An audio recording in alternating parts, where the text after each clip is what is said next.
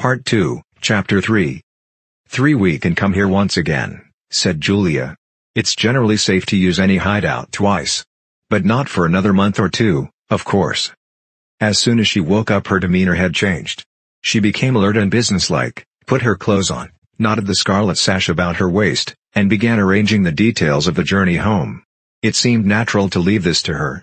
She obviously had a practical cunning which Winston lacked, and she seemed also to have an exhaustive knowledge of the countryside round London, stored away from innumerable community hikes. The route she gave him was quite different from the one by which he had come, and brought him out at a different railway station. "Never go home the same way as you went out," she said, as though enunciating an important general principle. She would leave first, and Winston was to wait half an hour before following her. She had named a place where they could meet after work, 4 evenings hence. It was a street in one of the poorer quarters, where there was an open market which was generally crowded and noisy. She would be hanging about among the stalls, pretending to be in search of shoelaces or sewing thread. If she judged that the coast was clear she would blow her nose when he approached, otherwise he was to walk past her without recognition. But with luck, in the middle of the crowd, it would be safe to talk for a quarter of an hour and arrange another meeting.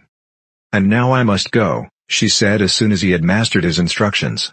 "I'm due back at 19:30. I've got to put in 2 hours for the Junior Anti-Sex League, handing out leaflets, or something. Isn't it bloody? Give me a brush down, would you? Have I got any twigs in my hair? Are you sure? Then goodbye, my love, goodbye."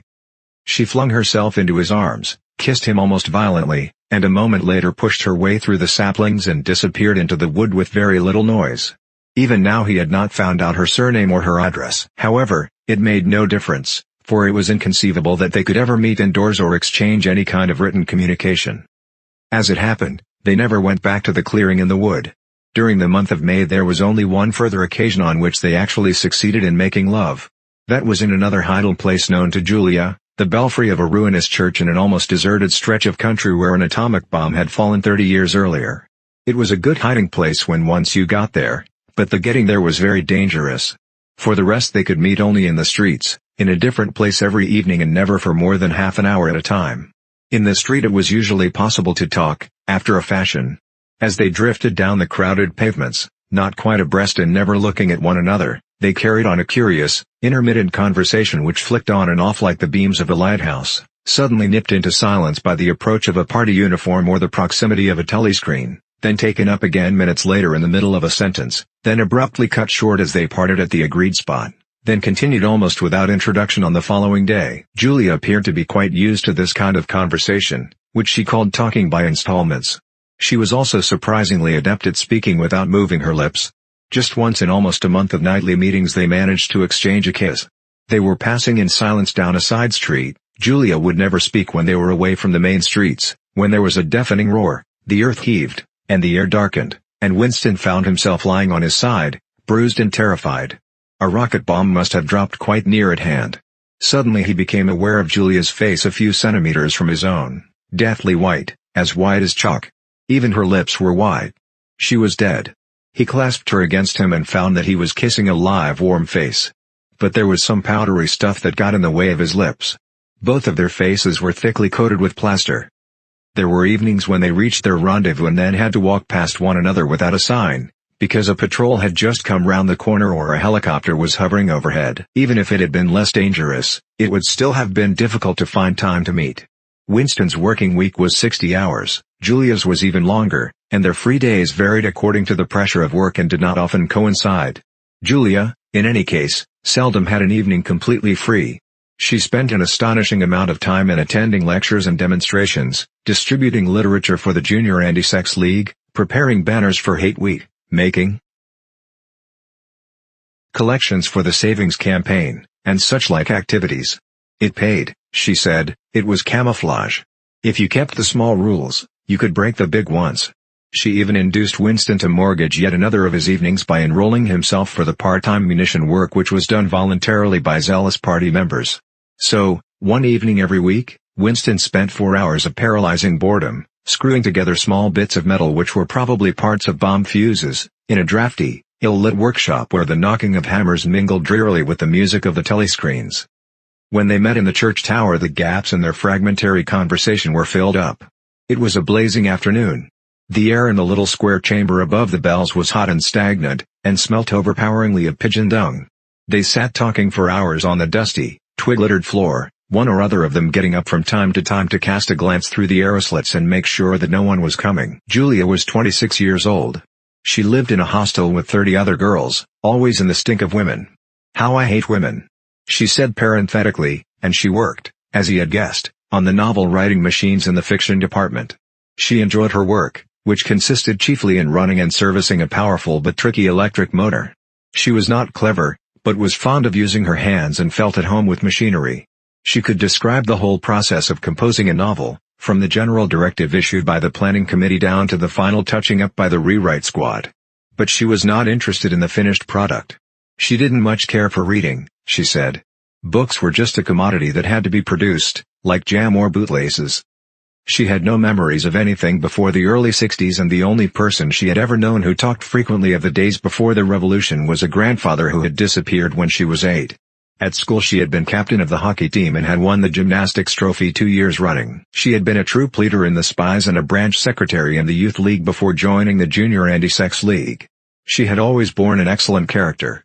She had even, an infallible mark of good reputation, been picked out to work in Pornosec, the subsection of the fiction department which turned out cheap pornography for distribution among the proles.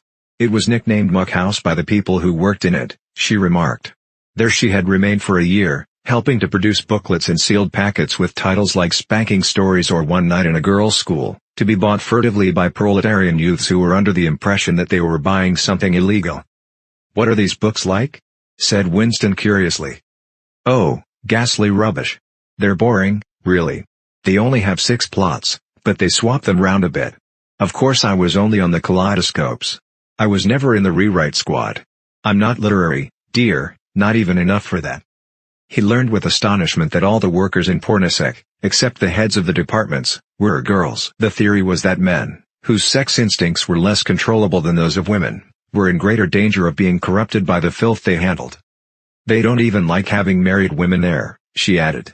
"Girls are always supposed to be so pure. Here's one who isn't, anyway." She had had her first love affair when she was 16, with a party member of 60 who later committed suicide to avoid arrest. "And a good job too," said Julia, "otherwise they'd have had my name out of him when he confessed." Since then there had been various others. Life as she saw it was quite simple. You wanted a good time, they, meaning the party, wanted to stop you having it, you broke the rules as best you could. She seemed to think it just as natural that they should want to rob you of your pleasures as that you should want to avoid being caught.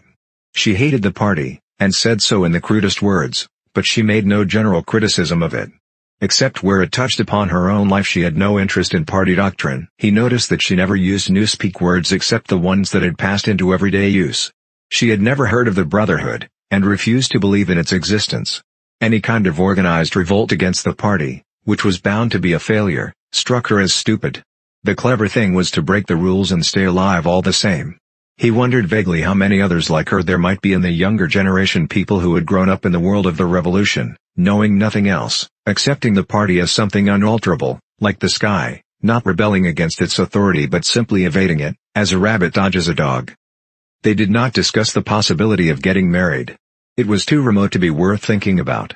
No imaginable committee would ever sanction such a marriage, even if Catherine, Winston's wife, could somehow have been got rid of.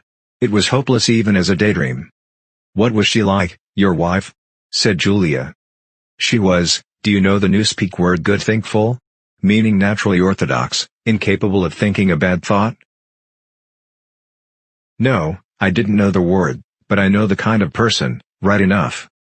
He began telling her the story of his married life, but curiously enough she appeared to know the essential parts of it already. She described to him, almost as though she had seen or felt it, the stiffening of Catherine's body as soon as he touched her, the way in which she still seemed to be pushing him from her with all her strength, even when her arms were clasped tightly round him. With Julia he felt no difficulty in talking about such things. Catherine, in any case, had long ceased to be a painful memory and became merely a distasteful one. "I could have stood it if it hadn't been for one thing," he said. He twitted her about the frigid little ceremony that Catherine had forced him to go through on the same night every week. She hated it, but nothing would make her stop doing it.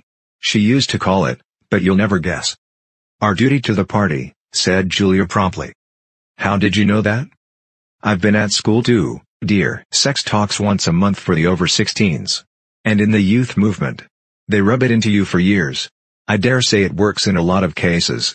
But of course you can never tell, PP are such hypocrites. She began to enlarge upon the subject. With Julia, everything came back to her own sexuality. As soon as this was touched upon in any way she was capable of great acuteness. Unlike Winston, she had grasped the inner meaning of the party's sexual puritanism. It was not merely that the sex instinct created a world of its own which was outside the party's control and which therefore had to be destroyed if possible. What was more important was that sexual privation induced hysteria, which was desirable because it could be transformed into war fever and leader worship. The way she put it was, when you make love you're using up energy, and afterwards you feel happy and don't give a damn for anything. They can't bear you to feel like that. They want you to be bursting with energy all the time. All this marching up and down and cheering and waving flags is simply sex gone sour. If you're happy inside yourself, why should you get excited about Big Brother and the 3-year plans and the 2 minutes hate and all the rest of their bloody rot? That was very true, he thought. There was a direct intimate connection between chastity and political orthodoxy. For how could the fear, the hatred, and the lunatic credulity which the party needed in its members be kept at the right pitch, except by bottling down some powerful instinct and using it as a driving force? The sex impulse was dangerous to the party, and the party had turned it to account. They had played a similar trick with the instinct of parenthood. The family could not actually be abolished, and, indeed, people were encouraged to be fond of their children, in almost the old-fashioned way.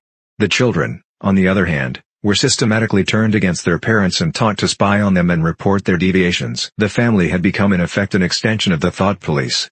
It was a device by means of which everyone could be surrounded night and day by informers who knew him intimately. Abruptly his mind went back to Catherine. Catherine would unquestionably have denounced him to the thought police if she had not happened to be too stupid to detect the unorthodoxy of his opinions. But what really recalled her to him at this moment was the stifling heat of the afternoon, which had brought the sweat out on his forehead. He began telling Julia of something that had happened, or rather had failed to happen, on another sweltering summer afternoon, 11 years ago. It was 3 or 4 months after they were married. They had lost their way on a community hike somewhere in Kent. They had only lagged behind the others for a couple of minutes, but they took a wrong turning, and presently found themselves pulled up short by the edge of an old chalk quarry. It was a sheer drop of 10 or 20 meters, with boulders at the bottom. There was nobody of whom they could ask the way. As soon as she realized that they were lost, Catherine became very uneasy. To be away from the noisy mob of hikers even for a moment gave her a feeling of wrongdoing. She wanted to hurry back by the way they had come and start searching in the other direction. But at this moment Winston noticed some tufts of loose strife growing in the cracks of the cliff beneath them. One tuft was of 2 colors, magenta and brick red, apparently growing on the same root. He had never seen anything of the kind before, and he called to Catherine to come and look at it. "Look, Catherine. Look at those flowers. That clump down near the bottom. Do you see they're 2 different colors?" She had already turned to go, but she did rather fretfully come back for a moment. She even leaned out over the cliff face to see where he was pointing. He was standing a little behind her, and he put his hand on her waist to steady her. At this moment it suddenly occurred to him how completely alone they were. There was not a human creature anywhere, not a leaf stirring, not even a bird awake. In a place like this the danger that there would be a hidden microphone was very small, and even if there was a microphone it would only pick up sounds. It was the hottest, sleepiest hour of the afternoon. The sun blazed down upon them, the sweat tickled his face. And the thought struck him. "Why didn't you give her a good shove?" said Julia. "I would have." "Yes, dear, you would have." "I would, if I'd been the same person then as I am now. Or perhaps I would, I'm not certain." "Are you sorry you didn't?" "Yes. On the whole I'm sorry I didn't." They were sitting side by side on the dusty floor. He pulled her closer against him. Her head rested on his shoulder, the pleasant smell of her hair conquering the pigeon dung. She was very young, he thought, she still expected something from life. She did not understand that to push an inconvenient person over a cliff solves nothing. "Actually it would have made no difference," he said. "Then why are you sorry you didn't do it?" "Only because I prefer a positive to a negative. In this game that we're playing, we can't win. Some kinds of failure are better than other kinds, that's all." He felt her shoulders give a wriggle of dissent. She always contradicted him when he said anything of this kind. She would not accept it as law of nature that the individual is always defeated. In a way she realized that she herself was doomed, that sooner or later the thought police would catch her and kill her, but with another part of her mind she believed that it was somehow possible to construct a secret world in which you could live as you chose. All you needed was luck and cunning and boldness. She did not understand that there was no such thing as happiness, that the only victory lay in the far future, long after you were dead, that from the moment of declaring war on the party it was better to think of yourself as a corpse. "We are the dead," he said.